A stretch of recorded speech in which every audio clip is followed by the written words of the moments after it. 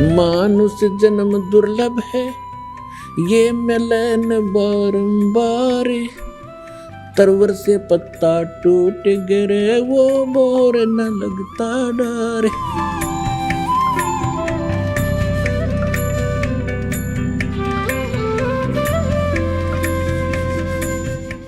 धर्मराज के दरबार में जो परमात्मा ने कहा कि कर्म भरम ब्रह्मंड के मैं पल में करहूं नेस, और जिन हमारी दुहाई दी सो करे हमारे पेश। तो जब आप इन कमलों से निकलकर आगे पहुंचोगे,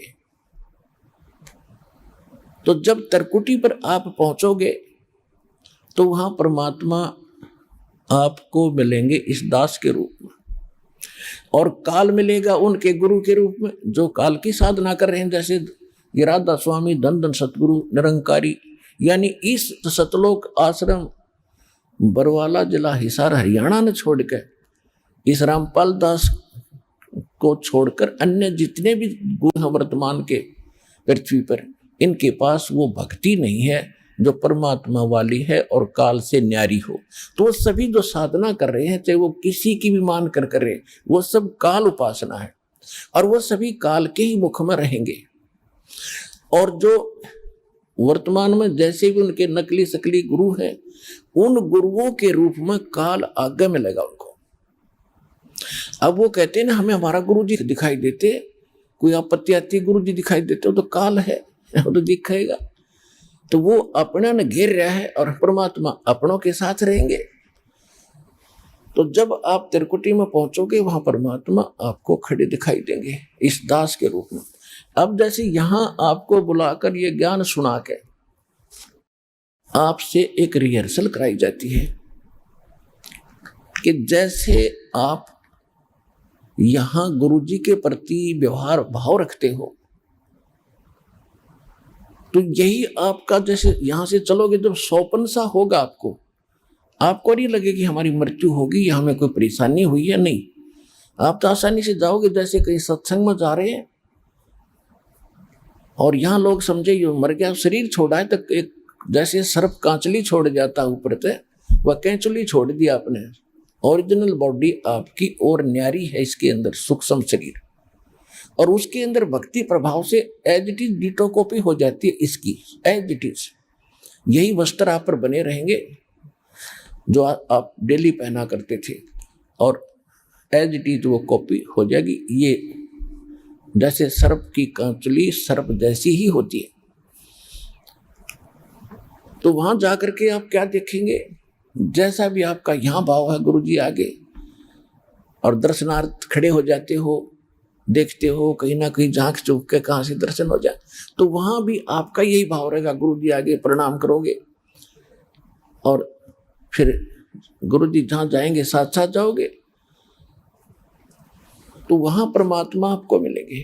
वहां से फिर आपको लेकर के धर्मराज के दरबार में जाएंगे, और धर्मराज के दरबार में फिर अकाउंट करवाओगे आपका, जैसे एडवोकेट बनकर जाते हैं और जज से कहते हैं जी आप इसका हिसाब कीजिए।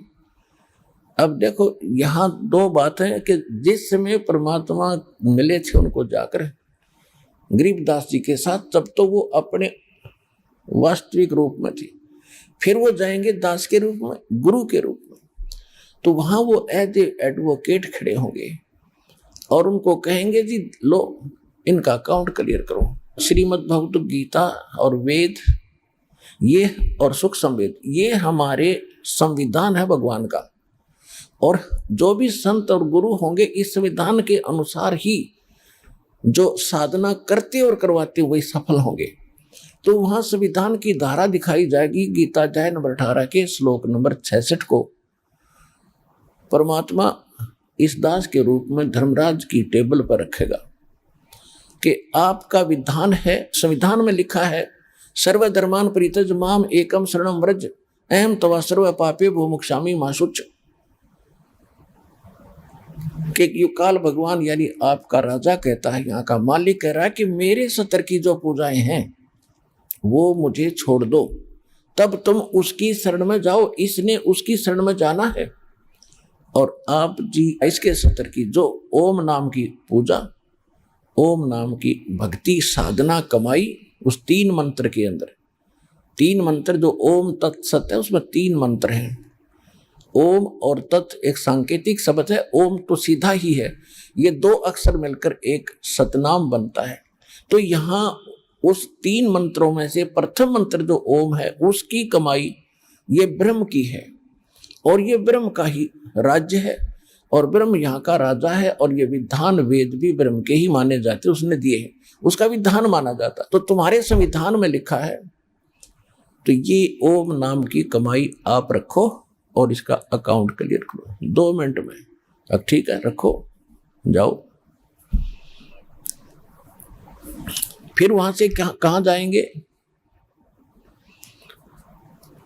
अब त्रिकुटी से आगे फिर आपको लेके चलेंगे परमात्मा, साथ जाएंगे इस दास के रूप में, और आपको कहा जाएगा कि ये सतनाम का जाप करो, तीनों मंत्रों का जाप अब शुरू कीजिए।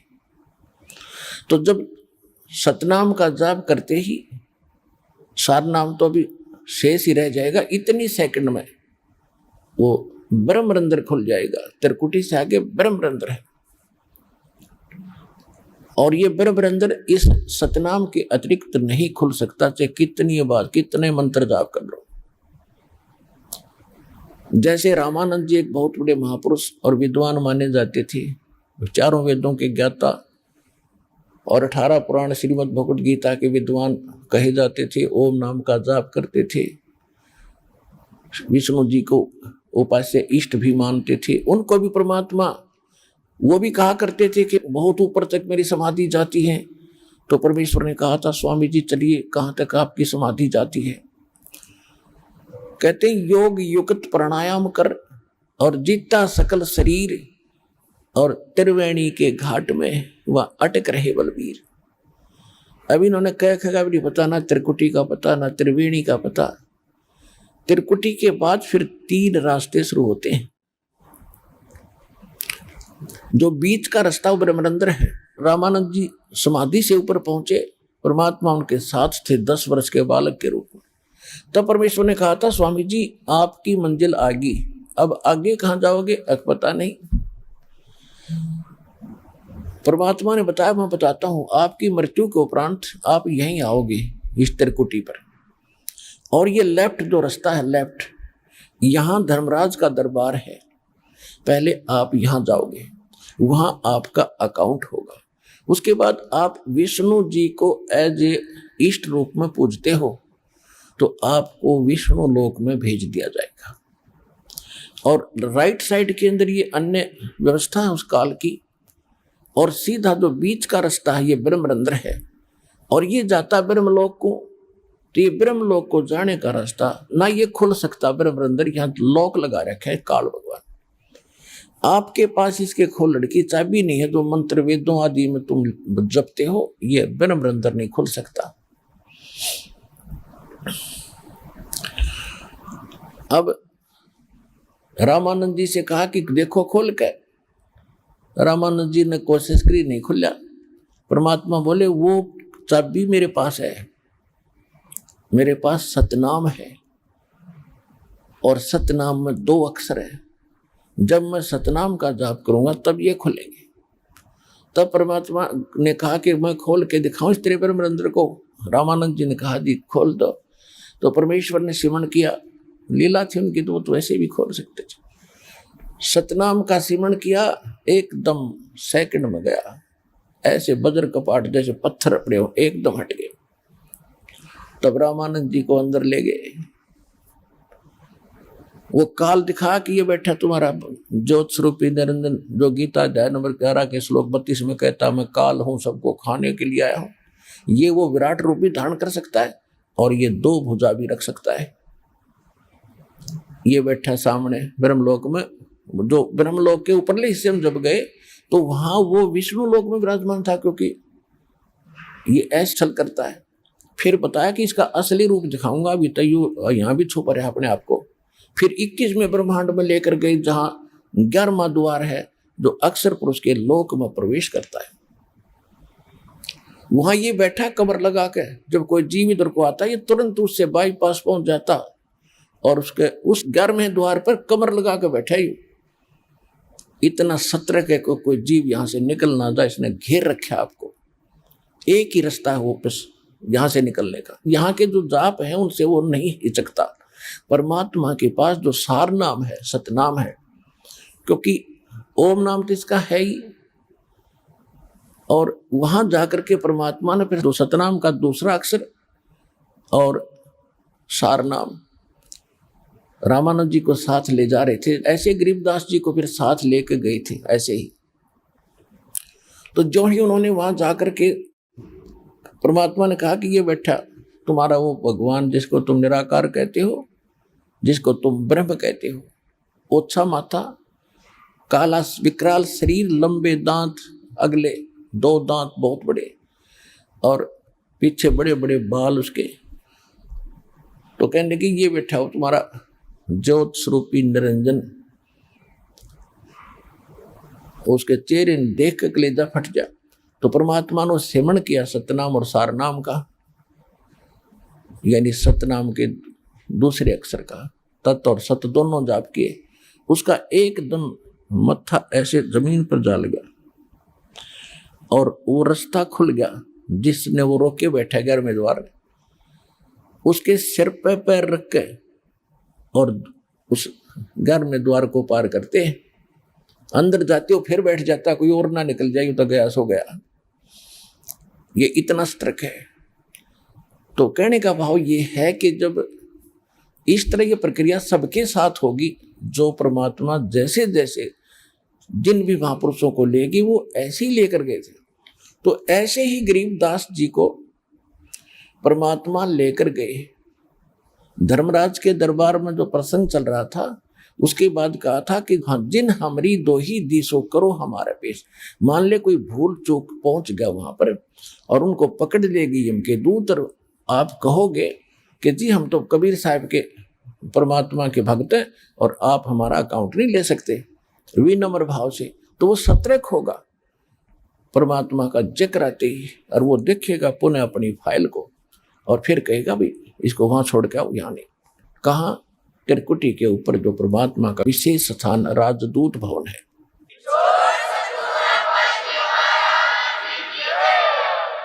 एक भक्त बता रहा था कि एक बार रात्रि में मैं सोया हुआ था और 2 यम के दूत आए, 2 व्यक्ति आए, कहने लगे आप चलेंगे। मैं उनके साथ हो गया, चलो। अब काफी ऊपर ले गए मुझे। मैंने पूछा भाई कहाँ ले जा रहे हो? कि चला आगे बताएंगे तेरे को। मैं चला गया, जब थोड़ी सी दूर रह गया धर्मराज का दरबार, तो मैंने कहा कि तुम यम के दूत हो क्या? वो कहने लगे हाँ हम यम के दूत हैं। फिर तुम मुझे कैसे ले जा सकते हो? मैं तो कबीर साहब का शिष्य हूँ, कबीर साहब की भक्ति करता हूँ, आप नहीं ले जा सकते हमारे को, आपको गलतफहमी हुई है। वो कहने लगे तू चल आगे न, ज्यादा मत बोल। तो कहने लगा मैं उनके साथ झगड़न लग गया, गुट्टम गुट्टा हो गए। तो वो कहने लगे भाई जब इतना कॉन्फिडेंस से ये व्यक्ति बोल रहा है, कदे हमारे से गलती लगी हो, तू इसको पकड़ के रख, मैं अंदर आदेश लेकर आता हूँ। इब्नो खेचातानी मंदिर जाओगे तो साहब नाराज हो जाएगा। तो वो गया अंदर, उसने पूछा महाराज एक व्यक्ति है और वो कह रहा है कि ये उसका नाम है, ये उसका गांव है, आपका आदेश था। वो कह रहा है कि तुम मुझे नहीं पकड़ सकते, मैं कबीर साहब का भगत हूँ, तुम कैसे ले जा सकते हो? तो जी लड़न लग गया हमारे साथ, आपका क्या आदेश है? तब उसने धनराज ने उठाकर देखा कि अरे भक्तों ये तो दूसरा ले आए तुम, इसको छोड़ दो बला को। वो दूसरा उसको लाओ, तुम मरवाओगे मुझे भी। कहता मैंने बोलते सुना भीतर थे अंदर से, और जब आया जल्दी सी कह पटक इसने फेंक दी, दूसरा हो तो उसको कहते मेरे को नो पटक दिया ऊपर, तो यूं आया मैं गोते खाता।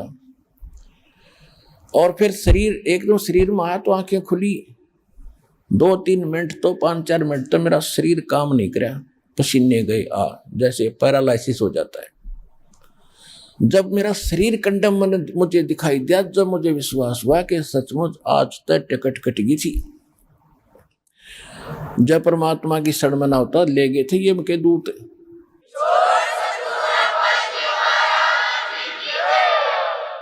तब मुझे विश्वास हुआ कि ये सौपन नहीं या सच्ची बात थी, बात बिगड़ गई थी, कत्ती है भगवान। तो उसके बाद तो इतना दृढ़ विश्वास हो गया।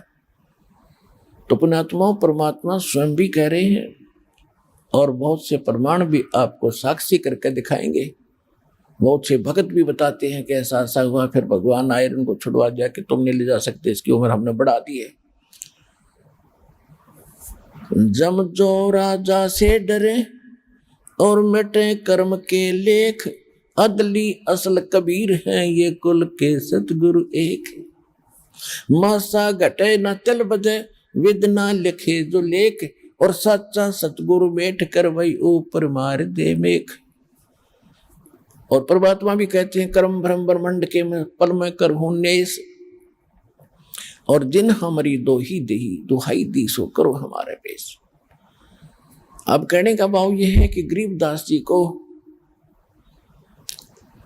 परमात्मा ले गए ये सब व्यवस्था दिखा करके अपने बर में द्वार को पार करके तब सतलोक में प्रवेश किया। अभी तक कोई 10वां द्वार तो ऊपर कोई जाने नहीं था। और एक यो जम्मू के अंदर है रांजड़ी में मधु परमहंस जी, उसने कितने 11वां द्वार देख लिया कबीर सागर में। वो छाती कूटा, मेरे से बड़ा कोई ज्ञान नहीं, 11वां द्वार किसी ने आज तक नहीं बताया। ये तो हल्दी की गांठ पाकर पंसारी बन गए। जब नाम में भक्ति का ठीक नहीं तो 11वां द्वार पढ़ लिया, उससे क्या होगा, चाहे 12वां भी पढ़ लेता। वो उनको पार करने के लिए वो चाबी तो है नहीं जिनको खोल कर आगे जाएंगे हम। वो तो सतनाम और सारनाम है, आदि नाम उसी को कहते हैं, सार नाम को वो कोई अन्य मंत्र है जिनको प्राप्त है उनको ज्ञान है। गरीबदास साहिब जी की वाणी आपको दास ने सुनाई थी कि असंग जन्म तन मरत्या होगे और जीवित क्यों नाम रह रे, और 12 दरमद महल मठ बोरे, फिर बहुर ना दे धरे रे। 12वें द्वार को पार करके वो मठ यानी वो स्थान वो धाम है जहां जाने के बाद फिर जन्म मृत्यु नहीं होती।